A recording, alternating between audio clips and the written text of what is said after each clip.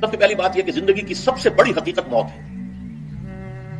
ہم بلائے رکھتے ہیں، اپنے ذہن سے اسے دور رکھتے ہیں، لیکن واقعہ یہ ہے کہ زندگی کی سب سے بڑی حقیقت موت ہے.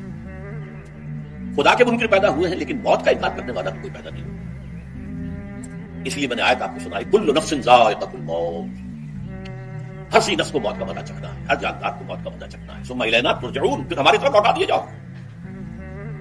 قرآن حکیم بالکل واضح ہے. سورہ ال عمران میں آتا ہے کہ جب غزوہ احد کے موقع کے اوپر منافقین نے کہا نا کہ ہم نے اپنے بھائیوں کو منع کیا تھا کہ احد کے میدان میں نہ جاؤ ورنہ قتل ہو جاؤ گے، تو اللہ تعالیٰ نے فرمایا اگر ان کی موت کا وقت آ چکا ہوتا یہ خود کھینچے چلے جاتے اپنی مقتل گاہوں کی طرف، یہ اپنے آپ کو روک بھی نہ پاتے.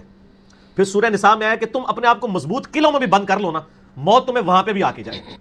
وہ اللہ فرماتے ہیں میں نے بنی آدم کی طرف نظر دوڑائی تو یہ جانا کہ ہر انسان کا کوئی پیارا اور چاہنے والا ہوتا ہے، لیکن جب وہ انسان مر جاتا ہے تو اس کے پیارے اس کو چھوڑ کر چلے جاتے ہیں. تو میں نے یہ فیصلہ کیا کہ میں اپنے نیک اعمال کو اپنا پیارا بناؤں گا تاکہ جب میں مروں اور قبر میں جاؤں تو میرے پیارے اعمال کا ساتھ مجھے نصیب ہو. نبی صلی اللہ علیہ وسلم نے فرمایا میت کے ساتھ قبرستان میں 3 چیزیں جاتی ہیں، اہل و عیال، دولت اور اعمال. اس کے اہل و عیال اور مال میت کو قبر میں دفنا کر واپس چل دیتے ہیں، جبکہ میت کے اعمال اس کے ساتھ قبر میں داخل ہوتے ہیں اور صرف اس کے نیک اعمال قبر میں اس کی تمانیت کا ساتھی بنتے ہیں. اللہ سبحانہ و تعالی نے قرآن میں فرمایا یوم لا ينفع مال ولا بنون، اس دن نہ کوئی مال اور نہ اولاد نفع دے گی. اس مقام سے آگے صرف آپ کے اعمال ہی آپ کو سکون اور اطمینان پہنچا سکتے ہیں اور آپ کے لیے جنت خرید سکتے ہیں. اللہ سبحانہ و تعالی نے قرآن میں فرمایا وَمَنْ أَعْرِضْ عَنْ ذِكْرِي فَإِنَّ لَهُ مَعِيشَةً ضَنْكًا وَنَحْشُرُهُ يَوْمَ الْقِيَامَةِ أَعْمَى، اور جس نے میری یاد سے منہ پھیرا اس کے لیے تنگ زندگی ہے اور ہم قیامت کے دن اسے اندھا کر کے اٹھائیں گے. اللہ اکبر.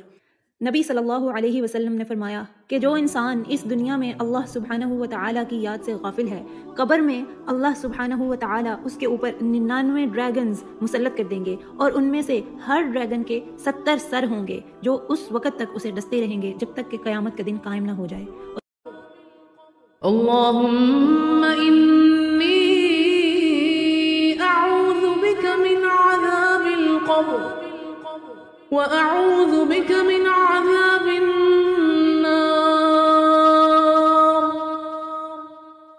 اللهم إني أعوذ بك من عذاب القبر.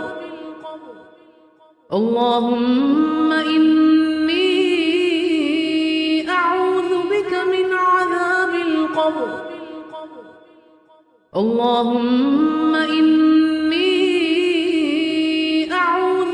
من عذاب القبر وأعوذ بك من